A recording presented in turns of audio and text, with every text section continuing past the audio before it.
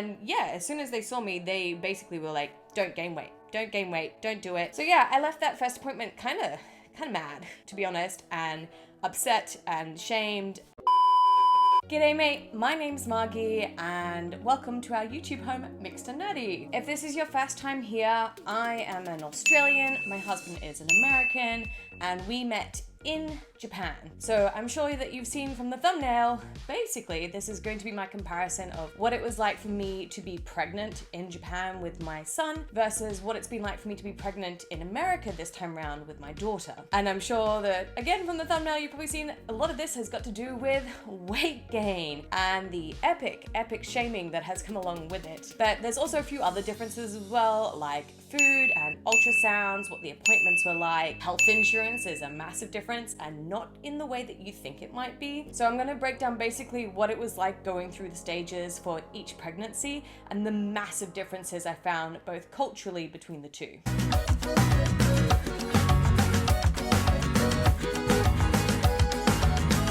If you're new to our channel, hi, welcome. We do videos about our passions, our projects, and biracial parenting as well. So if any of that interests you, don't forget to hit that subscribe button down below. We do a bunch of story times about sort of our life as an interracial couple, as well as our life in Japan, as well as, I guess this kind of falls into that, but also I want to do a couple of things about pregnancy and my experiences so far. So I wanted to share that with you in case maybe you find that interesting, because for me, it was really interesting. So let's just start off right at the very beginning when you take that first pee test from the store. So in Japan and America, it was the exact same thing. It was like a couple of dollars, you go to the store, you pee on the test, and voila, you're pregnant. So that was basically the same for both countries. The next step though was a little different. So in America, I then had to contact my primary care doctor or PCP to then get a urine test and then get a referral to an OB. In Japan, it was a little different. I didn't have to go through that stage. I just went directly to my OB. There was only one really in Hiroshima that spoke English. Also, you didn't have to make appointments. You could just do walk-ins basically. So I went there like first thing in the morning so I could be the first person to be seen. And yeah, I did a urine test with them as well. But also that's when we did the transvaginal ultrasound. So I got to see my baby when he was about 5 weeks, I think I was, when we did the test and they could see him on that screen. So a little bit different. We actually got to see that first image of him before there was even a heartbeat really that you could tell. And I guess the main difference is just in those first two initial visits, aside from one being with my regular doctor versus in Japan with my OB, was multivitamins. Straight away, my doctor here in America gave me a prescription for multivitamins that I could get that's covered under my health insurance. They talked about it, they said start taking them right away. Whereas in Japan, that conversation never happened. There was no prescription for multivitamins or anything like that. I knew that I had to take them, I was aware of it, so I brought it up with my OB and she said it was optional basically. Yeah, I could take them or I could just eat a nice, well-balanced, healthy diet and that would be fine too. So I guess that was sort of the first really big difference between them. Now, like I said, my doctor in America had to get a referral to my insurance provider that then sends a referral to an OB clinic here in America, whereas in Japan, usually then you get just a referral letter straight to the hospital. And then that hospital is where you will give birth and that's where you go for all of your follow-up appointments. So because I wasn't sure at the time whether or not I'd be giving birth in Japan, that's the route that we took. My OB sent a letter to a hospital that she knew also spoke English as well as Japanese, and that's where I was gonna go for my second visit. So then the next really big difference was money and health insurance. Right. So your message said you wanted to talk about insurance? So in America, people think that health insurance here is really bad. And yeah, look, there's a lot of issues with it. However, whether you have private health insurance or Medicare or Medicaid, you are covered for being pregnant. You're covered for all your prenatal visits. You're covered for giving birth, all that sort of thing. Health insurance in Japan covers none of it. Literally zero. All this money I'd been putting into my health insurance, every single paycheck in Japan, meant diddly squat if I was pregnant. Needless to say, I was furious about this when I first found out. Couldn't understand, because being pregnant isn't considered as like a health problem in Japan, so that's why it's not covered under health insurance. So mind-boggling. However, there are coupon books that you can get from your local government to help you cover the costs. So to get these coupon books, one, I had to Google a bunch of stuff to figure out what I was meant to be doing while I was pregnant in Japan, but I had to go to my local ward office and then their health department, and then I had to register my birth. So I had to bring like a letter from my doctor, the ultrasound to prove that yes, I was actually pregnant. They wrote in the dates for when I was meant to be due, and then they gave me 3 little items. So the first one was the coupon book, and I'm not going to remember the name, so let me check my notes. So my coupon book was called the Ninshin Kekko Shinsaju Shinhyo. You then got a mum and baby health handbook. So this is your Boshi Kenko Techo. And then you also got a pregnancy badge, which is the Maternity Maku. The maternity badge was probably, I think, maybe one of the coolest things because it's a little badge and on it is a mum who's got a little baby on her belly, and it literally says on the badge, translated from Japanese, I have a baby in my stomach. And you attach this to your bag so that when you go on public transport or if you're anywhere, people can see that you're pregnant, maybe in case you're not showing, and then they know you can sit in the pregnancy seats or they'll give up a seat for you. So the idea of that, I think, is really sweet. The other 2 books though, however, so your mum and baby healthcare book, that's where they write down all the details, basically of how much weight you're gaining, what all your test results are, everything like that. And then your coupon book is basically how you pay for all of your appointments. So if you're really lucky and you have a fantastic OB or hospital, that coupon for each of your visits is all you need. But some of them, however, will charge you a little bit extra. So sometimes you do have to pay a little bit more on top of that. So it doesn't really cover the whole cost sometimes. And that's sort of the biggest difference between the two. And it still frustrates me that it's not covered under health insurance just automatically in Japan. You have to do this extra step to go and get all these forms from your local ward office instead. Now, the next biggest thing I would say is in that first trimester, the number of appointments is really different. And this is kind of the same realistically through the whole process. So in your first trimester, from weeks 1 technically to weeks 12, in America, usually you might have 2 appointments. In Japan though, usually you would have at least 3 or 4 depending on when you found out about it as well. Same thing with ultrasounds. In Japan, every appointment you get an ultrasound. But in America, that's not the case. Maybe you might have 3 or 4 ultrasounds in total for your whole pregnancy. So that is something I really loved about Japan, is the fact that I got to see our son Xander growing inside me every single appointment, and so often as well. It was really cool to get those images. Now, that second appointment that you have, whether it's in America or in Japan, is sort of like, I guess, a little bit more of an in-depth appointment technically. So in America, my second appointment was at the OB that I got referred to. I met my OB.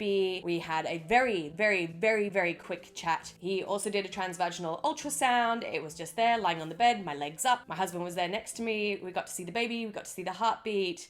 And that was it, just in and out. It was so fast. The nurse gave me a little bag with some information in it, the ultrasound picture, and then like a little piece of paper for me to write down like my weight each time I came in. That's it. That's all it was. Super fast, which is very different to Japan, which is way more in depth. That first appointment I had at the hospital that I was referred to took almost 3.5 hours to go through. I had a lot of similar tests. I had blood tests, I had to do urine tests, and then we met the OB or the doctor who would possibly be delivering my baby, and then we did ultrasounds again. So that was in there, but we had a bit more of a chat realistically.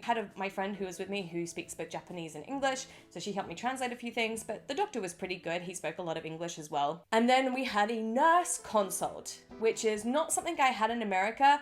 But in Japan, the nurse consult here at this hospital was sort of like a big deal. It's when they go through everything with you. And this took almost an hour to go through, and where most of the shaming came into it. So the very first thing she told me to do was to stop exercising. At the time, I was going to the gym about 3 times a week, just doing your basic weightlifting. I previously have been an exercise physiologist. I'm well aware of what I can and can't do while pregnant. But when I told her that, yeah, I go to the gym 3 times a week, and she's like, oh, what do you do? And I was like, oh, I lift weights and I do some cardio. She lost it. She freaked out. She told me straight away to stop exercising, stop lifting weights, that I need to relax as much as possible. Which of course is very different to the guidelines here in America, which basically say, yes, you should keep exercising, you should stay healthy, you should do these types of things to help with your pregnancy. The next big thing we kind of went through, I guess, was food. For Japan, it was more about dieting or keeping a very healthy, well-balanced diet, I would say, rather than what you can and can't eat. So I actually had to bring that up with the nurse there,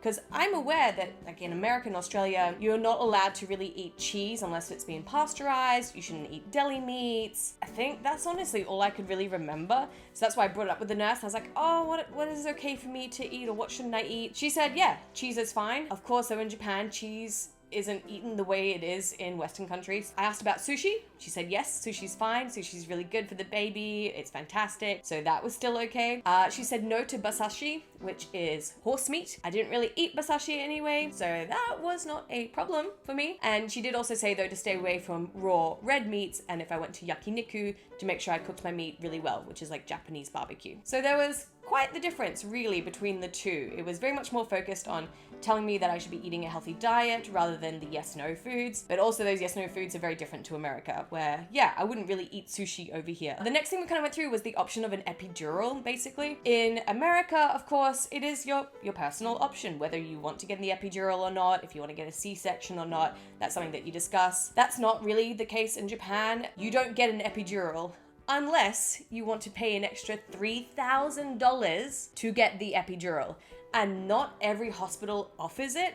Sometimes you have to go to special private hospitals or private sort of birthing centers to get the epidural. And the amount of medicine in the epidural is significantly less than what it is in, say, America or Australia. So that is already like a massive difference. Natural birth is really, really, really pushed in Japan. It's meant to be a bonding experience that you have with your baby going through that pain together. Whereas, of course, in America, that's not the case. Most of the time it's your choice. It's your choice how you want to give birth. So that was a fun little chat that we had. And then it came down to her discussing with me my weight. Now at the time I was 62 kilos, which is about 135 pounds. And it's technically on the BMI right on that level of normal to overweight. And yeah, for me, it was usually sort of like the higher end of my normal weight. I would say at this point, I was about 8-9 weeks pregnant. So I'd gained about a kilo, I would say. So for me, I was like, yeah, okay. I'd already looked up how much weight I should gain. And I knew it was going to be maybe between like 10 to 15 kilos or 25 to 35 pounds. So I had that in my head already. And then the nurse told me that I was only allowed to gain 5 kilos, which is basically about 11 pounds. And this shocked me. And her very straight up, like this nurse was holding nothing back. Like she was brutally honest with me. She literally said, you're too fat already, you are overweight, you cannot gain any weight during this pregnancy until the very end. And yeah, that shocked me. I was not really prepared for that, and it's something I actually ended up Googling a lot afterwards and talking to some of my other friends who'd given birth in Japan who were also from overseas. And yeah, it turns out the weight shaming is a big, big thing. Something really interesting, I guess, about the two different countries, Japan versus America. On average in Japan, most people only gain about 10 kilos, which is around 22 pounds, whereas in America, the average is usually about 30 to 35 pounds, which is around that 15 kilo mark. So the average weight gain is already significantly different between the two countries. And yes, obviously BMIs between the two countries on average are also very different, as well as bone structure and all that sort of thing. But I think it's really interesting to know that both countries have an issue with this. There is an issue with low birth weight and low pregnancy weight gain in Japan that's been talked about in many studies. Same thing in America, there's an issue with there being too much weight gain and all of the issues with that's been shown in studies. So it's both countries have an issue with too low and too high, but there is a big difference basically between the two. And it's very interesting. I found out that Japan based their weight gain pregnancy guidelines from the US guidelines in 1995. However, they adapted them for what they believed was their body structure and made them incredibly strict. So I'm gonna put up on the screen here basically the differences between the two. I'm gonna read it out from my notes because I'm not gonna remember it all by heart. Basically, in Japan, I'm gonna talk about this all in pounds as well, by the way. If you are underweight with your BMI, 19 to 26 pounds. Whereas in America, you're allowed to gain 28 to 40 pounds. Normal, 15 to 26 pounds in Japan, 25 to 35 pounds in America. Overweight or obese in Japan, it's kind of classified as the same thing. So 11 pounds, that's it. No more than 11 pounds. In America, 11 to 25 pounds is okay. Now you might notice sort of the difference is the higher end of what's allowed in Japan is basically the lower end of what's accepted in America. And yeah, as soon as they saw me, they basically were like, don't gain weight. Don't gain weight, don't do it. She was just like, you must stay on a very, very healthy diet and that's it. So yeah, I left that first appointment kind of mad, to be honest, and upset and shamed, and it was not a fun 3.5 hours basically versus like the 10 minutes it was in America for that first appointment where they told me, yep, sweet, your weight's good, just eat healthy. So this sort of then brings me into like the second trimester differences. So by this point, I'd already had 4 appointments in Japan, whereas in America, I'd only had 2 appointments. And at this point as well, we found out that we would be moving to America, that I would actually be leaving Japan when I was about 33 weeks pregnant, which is like right on the cusp of when you should be flying, and I would be giving birth in America. Because I was doing that, I didn't have to continue at the hospital in Japan. I was allowed to go back to my personal OB and just do all the ultrasounds and appointments with her, which for me was fantastic because I really liked going to see her. It was a much faster appointment. It was only 30 minutes. And again, it was walk-ins. I could just go whatever day technically that I wanted. It was just a much easier process than having to continue at the hospital. And I didn't want to see that nurse again. I didn't want to be fat shamed. I was really upset about that. In Japan, it's very much, was it first trimester, every 2 weeks you get seen. Second trimester, it's every 4 weeks. And then third trimester, it's every 2 weeks, and then every week after that. America, it's kind of like 2 appointments first trimester, 2 or 3 appointments second trimester, and then third trimester, once you get to like 36 weeks, then it's every week. So it's very different, the amount of appointments you get. Now in America, after I'd had 2 appointments with my OB, I was allowed to switch to a midwife, which was something that I didn't have the option for, I guess, in Japan. And this I preferred so much more. The midwife I had was way more talkative. She wanted to talk about any issues I was having, any problems. It wasn't just in and out really quick. She actually cared about what was going on with me, and I really appreciated that. I didn't get to do ultrasounds in America at every appointment with my midwife. Basically, it was just a urine test. She would measure my belly, and then she would put like the sound machine on it to check the heart rate, and I could hear the heart rate. And that was it. I only got the ultrasounds for checking for Down syndrome, and an ultrasound for checking like I think it was at 32 weeks for checking like the length of each of the body parts. That was it. I've gotten maybe like 3 pictures of my baby daughter so far. In comparison to Japan, every single visit with my OB, we measured everything. We measured the head, measured the body. We got all these pictures of the ultrasound, so I got to see him growing all the time, which was amazing. Also did urine tests every single time, blood pressure tests, and weight. Now, my OB was a little nicer than the nurse at the hospital, but she did basically every single session say the exact same thing to me. I need to start dieting. I need to stop gaining weight. She was, though, at least a little bit more understanding. She actually bothered to look up what the recommendations for Australians were for gaining weight and saw that they were quite different from the Japanese guidelines. So she was at least a little kinder to me about my weight gain throughout.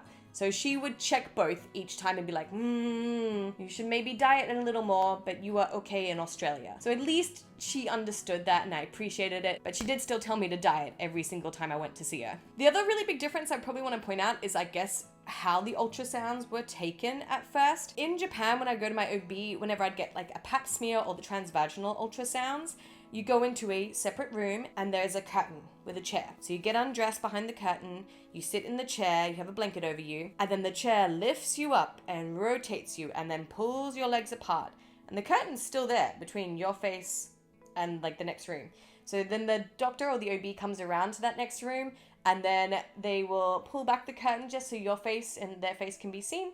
But it's still kind of like covering up your stomach, I guess, and then you can see the monitor together. This sort of increased privacy, honestly, is kind of nice. I really liked it. It's a lot more comfortable, I would say, than just lying down with your legs up and just direct looking at each other. So I know that's something that's like a little bit different that I thought I should point out, that I thought was kind of nice. And honestly, that's probably about it with the pregnancy part, basically. The only other thing I guess I should really say is, education about pregnancy and babies. Doing baby classes is something that you need to go out and find. So usually in Japan, the hospital that you're at, like, they'll give you information about when the baby classes are that you can register for. In America, however, I found that they didn't do that at all. I had to go out and find my own baby classes, and fortunately, because we're part of the military, they have like baby boot camps and budget for baby classes and things like that. So I really appreciated doing that. But again, it's not really affiliated with the OB for what I experienced here. But in Japan, it is very much considered a part of the experience with the hospital going to do that. And that's basically it. That's the differences that I had noticed with my pregnancy between the two. And I'm curious, what were you surprised about? Was it the lack of health insurance coverage that was in Japan? Was it the weight gain and shaming and being told to do no exercise whatsoever? Or was it the number of appointments and the number of ultrasounds? I'm really curious as well if you also had a similar experience between two different countries. What was that like for you? Please let me know in the comments down below. And if there's anything else that you'd like to know as well about my pregnancy in either countries, again, let me know in the comments down below. I really appreciate you watching this, and I will see you guys in another video. Mwah! Bye!